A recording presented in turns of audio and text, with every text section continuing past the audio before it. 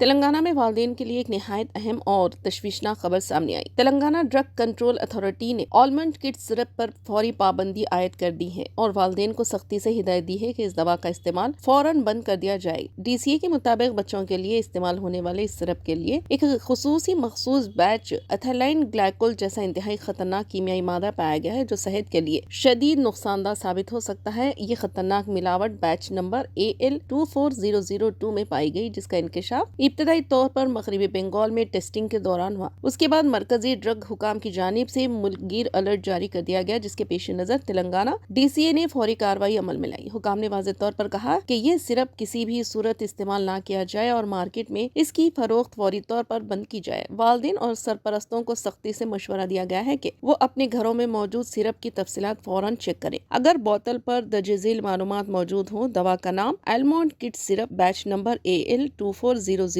تاریخ تیاری جنوری 2025، تاریخ تنسیخ دسمبر 2026 ہے تو اس کا استعمال فوری طور پر بند کر دیں۔ تلنگانہ ڈی سی اے کے ڈائریکٹر جنرل شاہ نواز قاسم نے تمام فارمیسیوں اور میڈیکل اسٹور کو ہدایت دی ہے کہ اس سرپ کو فوراً اپنی شیلف سے ہٹا دیا جائے اور اس کی سپلائی پر کڑی نگرانی رکھی جائے۔ ڈی سی اے نے عوام کی سہولت کے لیے ایک ٹول فری نمبر جو 1800599696 بھی جاری کیا ہے، جہاں اس دوا سے متعلق شکایت یا معلومات فراہم کی جا سکتی ہیں۔